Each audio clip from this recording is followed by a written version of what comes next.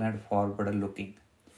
A computer that could break the encryption that safeguard your private information on the internet, a machine that can design powerful powerful new drugs by precisely simulating the behavior of individual molecules, a device that optimizes complex supply chain to help companies get the parts of they need and assemble them in the most efficient way possible. These are all examples of how an emerging technology, the quantum computer, could change our world. These computers work by harnessing quantum physics, the strange, often counterintuitive laws that govern the universe at its smallest scales and coldest temperatures. Today's quantum computers are rudimentary and error prone, but if more advanced and robust version can be made, they have the potential to rapidly crunch through certain problems that would take current computers years. That's why government companies and research labs around the world are working feverishly towards this goal. Quantum computers will not replace our familiar classical computers. Rather, the two types of machine could work together to solve problems that stymie classical computers, potentially supercharging scientific research in fields such as materials and drug discovery, giving a boost to industry and upending cybersecurity as we know it. Let's explore how quantum computers work. What is quantum anyway? Quantum physics describes the universe at its smallest and most fundamental scales. Think atoms and molecules, light and energy. Things at these scales behave very differently from everybody objects we are familiar with.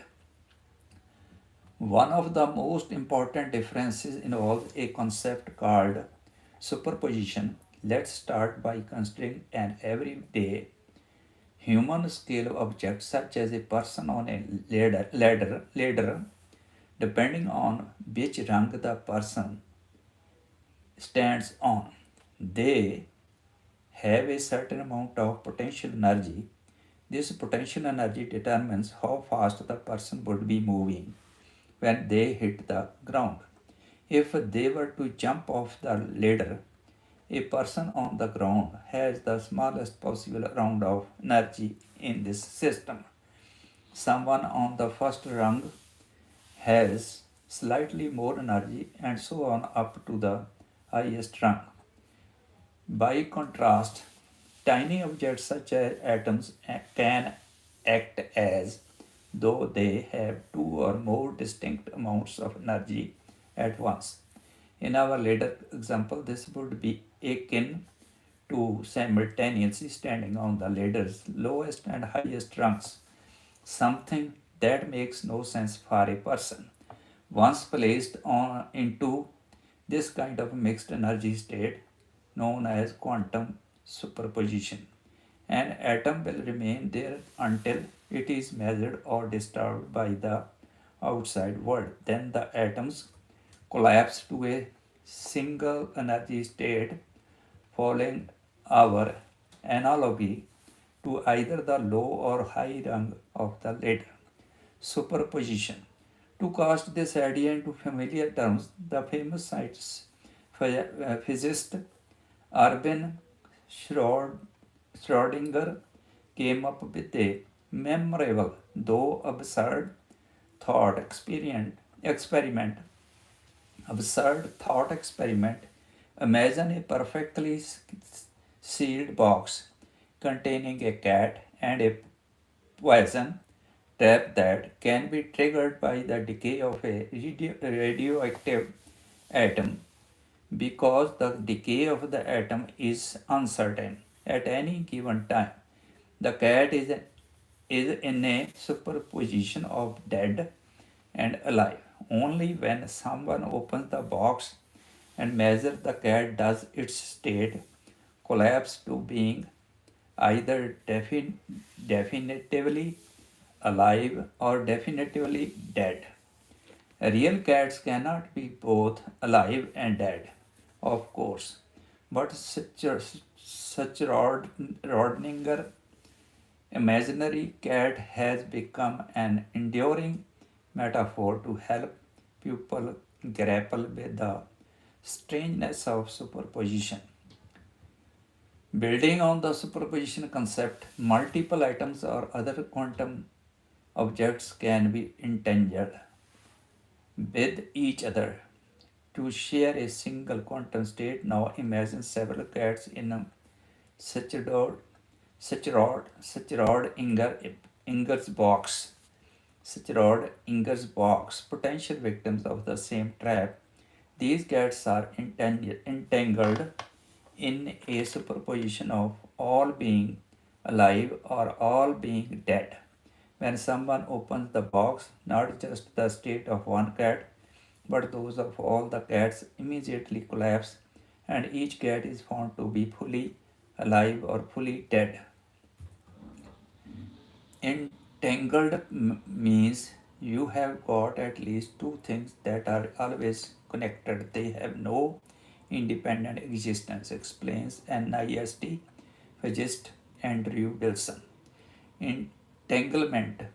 These scenarios strike us as absurd. These scenarios strike us as absurd when applied to familiar objects such as cats, but at the atomic level, this is how the world works. Tiny objects such as atoms can exist in multiple states simultaneously, and these states can be entangled with those of other objects even when the objects are far apart. Let's say you have entangled pair of particles and you put one on the moon and the other on the surface of the earth. If you then do something to the one on the earth, you simultaneously affect the other. Wilson says it's kind of romantic. We will soon explore how physicists use these ideas to build quantum computers. But first, we need to understand what is a computer. These days, we use computers for just about everything: gaming and streaming, banking and shopping, following our favorite sports teams, and chatting with friends and family members. But we rarely think about what a computer is or how it works. At its most fundamental level, a computer is any device that takes in data, processes it, stores it, and spits it on. The phones in our pockets, the servers in data centers, the microprocessors in our cars, and the room sized supercomputers at national labs. All of these digital computers encode and process information using bits. Bits are binary digits that encode information, text, graphics, and so on, as ones and O's for as 1 and 0. For example, computers typically represent the letter A using the bit string 0, 1, 0, 0, 0, 0, 1. But bits, like the computers they are part of, are not just mathematical concept mathematical concepts. They need to be realized in physical objects such as tiny bar magnets or electric switches that can be placed into one of two distinct states, say pointed up or pointed down. Bits are very good at what they do. put a bit into 0 or 1 state and it will usually stay there for a long time, meaning the information it encodes is stable and long lasting. But bits are also limited. Quantum computers also have input, output information processing, and memory. But instead of regular classical weights, quantum computers use quantum weights or qubits like Schrodinger's unfortunate cat. Qubits can be put into superposition of multiple states. In other words, a qubit can be in state 0 and state 1 or a mix of the two, and the quantum states of individual qubits can be entangled with each other. These capabilities give quantum computers their superpower, whereas two classical bits contain just two pieces of information, 0 and 1, for example, or 1 and 0.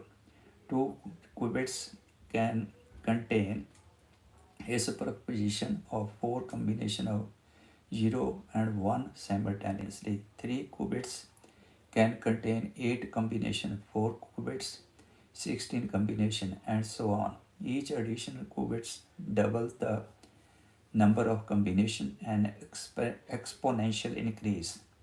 Someone using a quantum computer must first entangle qubits to harness their exponential computing power. The operator then carries out operation on the qubits such as addition, multiplication, or more complicated computation depending on the type of quantum computer. Electromagnetic signal or laser create the entanglement and operation. Though they are capable of exponential computation, quantum computers are limited in the amount of data they can extract from these computation. Effect that's often lost in popular description, giving the impression that quantum computers try every solution to a problem at once. Different computation can indeed be done in superposition, achieving a kind of parallel computing, says Stephen Jordan, a Google quantum computing researcher who was a long-time NIST staff member and Joint Center for Quantum Information and Computer Science Fellow. But contrary to popular belief, this does not allow quantum computer to do an efficient brute force search over all the potential solutions. The measurement at the end of the computation can only exact a small amount of information about the result of all of these computation. Jordan explained the key is to design the measurement so that it extracts useful information about the whole set of results done in superposition. And what could quantum computers do? At a 1981 gathering of physicists outside Boston, the famous physicist Richard Feynman spoke about the possibility of simulating physics and with the computer, though other scientists had independently developed similar ideas around the same time. Feynman talks is often credited with launching the field of quantum computing.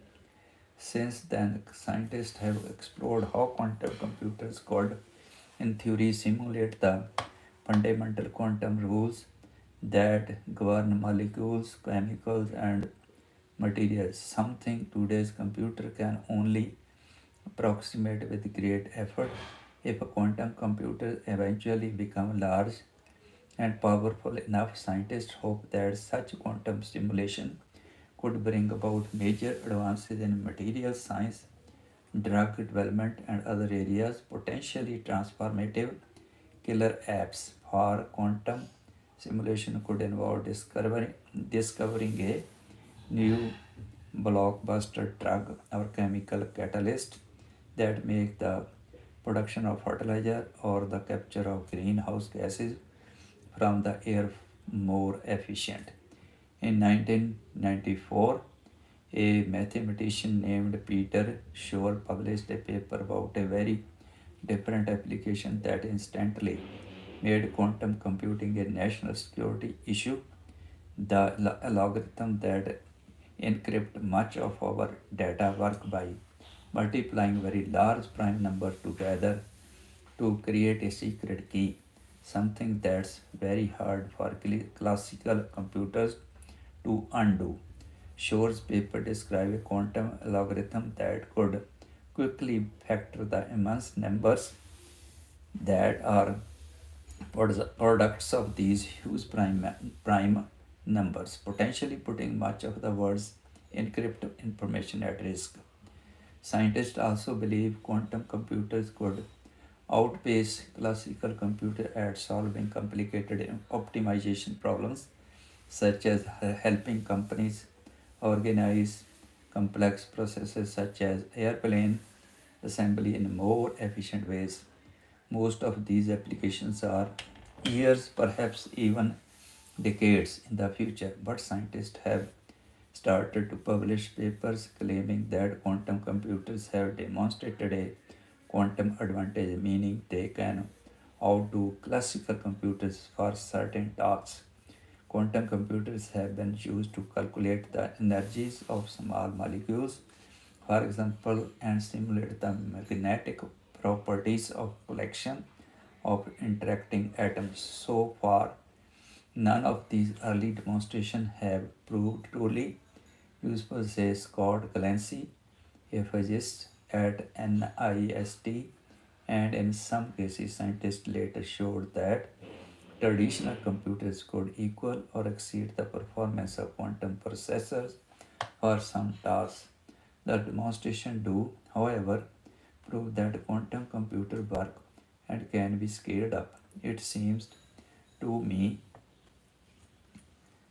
we are just on the threshold of quantum system to genuinely doing genuinely new simulation that we cannot do classically, says Glancy. Beyond these practical applications, quantum computers could offer a new way to prove the fundamental nature of reality. A full-scale quantum computer, if successfully built, would contain some of the most complex quantum states ever created, assuming aliens have not already built such devices. Those states would provide an important, albeit not surprising, confirmation of quantum theory. If on the hand, if on the other hand scientists find that a large-scale quantum computer cannot be built, that would be shocking, says Glancy. It might inspire a revolution in physics. In my opinion, that is a good reason to build a quantum computer. Why don't we have quantum computer today?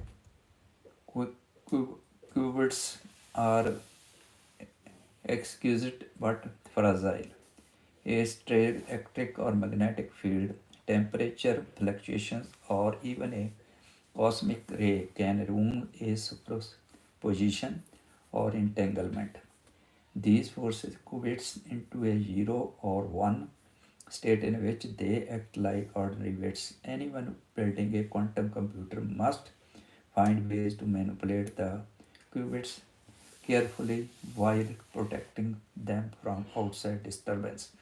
Moreover, a single qubit by itself is worth little for a quantum device to do something useful. Many qubits must be entangled with each other while sustaining superposition.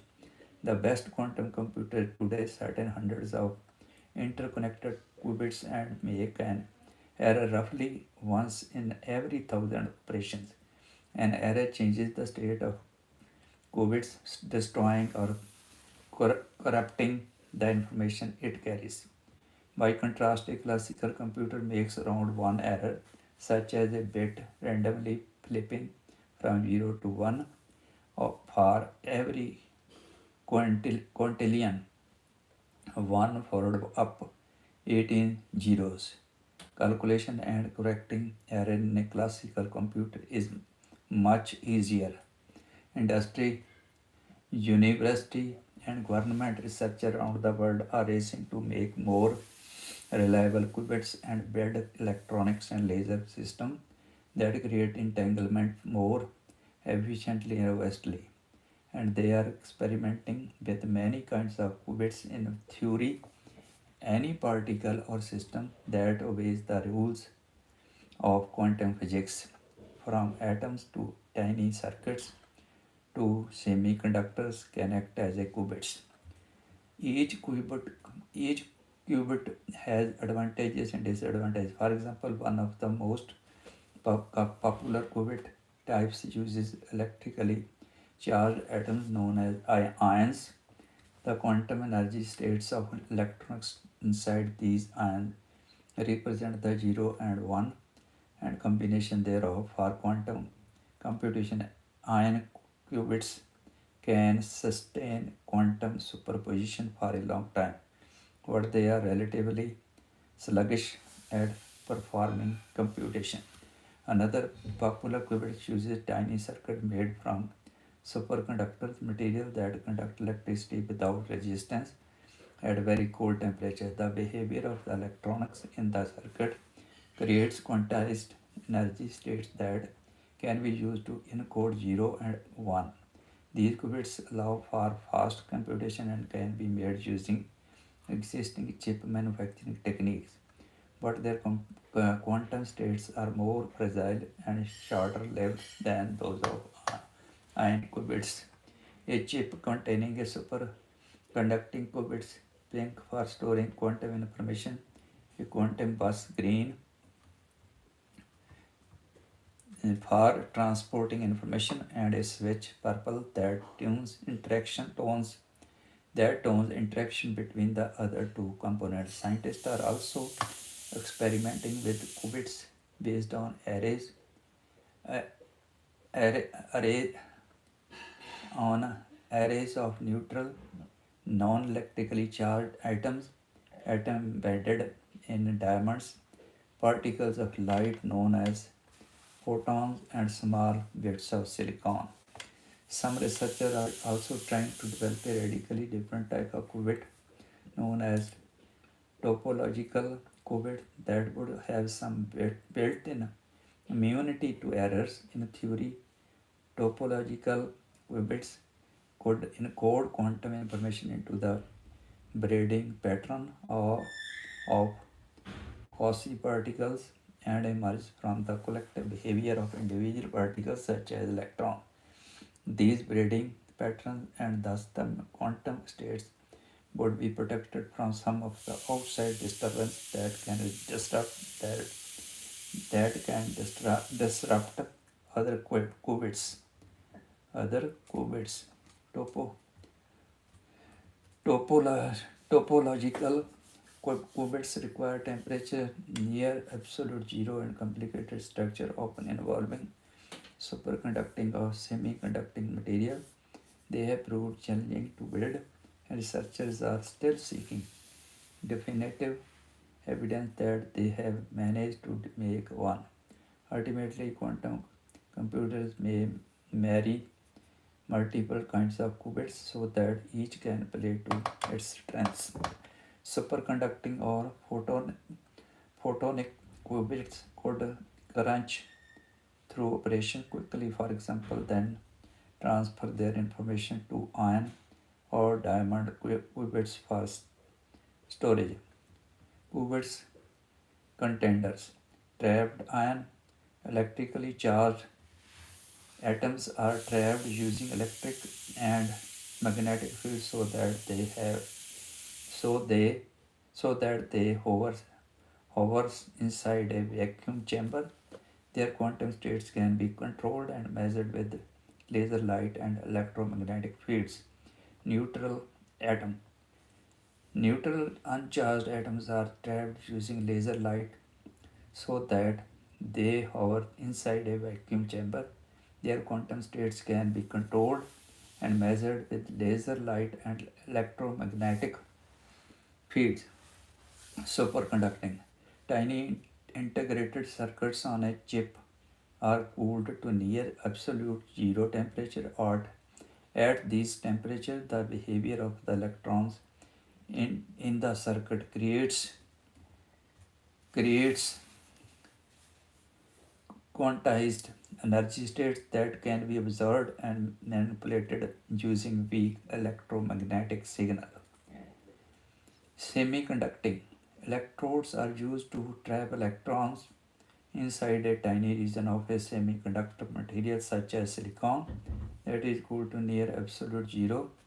The electron's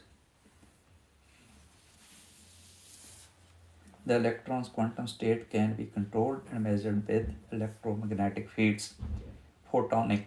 Individual particles of light, photons, can, can encode quantum information in their polarization, wavelength, time of arrival, or even the number of photons.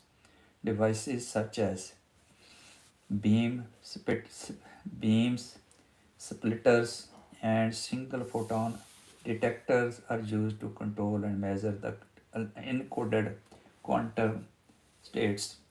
The encoded quantum states.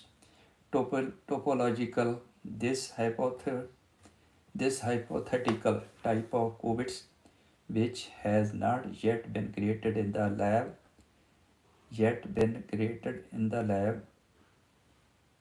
which has not yet been created in the lab, would encode quantum information by braiding quasi particles that emerge from the collective behavior of individual particles such as electrons. The quantum states would be encoded in how the braid is twisted, helping to protect them from outside disturbance. The states would be controlled and measured using magnetic and electric fields. Where are we headed? In the near term, quantum computer designers hope to build machines that are sophisticated and stable enough to do useful tasks that traditional computer cannot do. Some researchers expect that noisy intermediate scale quantum computer to excel at simulation. Others are skeptical. Current quantum computers are being used mainly to explore certain physics, chemistry, and mathematical problems, and as test beds to understand how to make more powerful quantum computers. For other tasks such as running source code breaking algorithm, a quantum computer may need millions of qubits that can run error-free indefinitely. Like our classical computer do, such a quantum computer is probably still much further away. Even so, NIS has developed new algorithms that are thought to be quantum computer proof and is encouraging businesses and government agencies to adopt them. Learn more about post quantum cryptography. Many experts believe that because they are so complex and delicate, quantum computers will probably never sit on our desks or in our pockets. Rather, they may live inside commercial computing centers, national labs, and universities, where they will crunch quantum information and deliver solutions that make our world smarter, safer, and more efficient. Thank you. Please subscribe, like, and comment.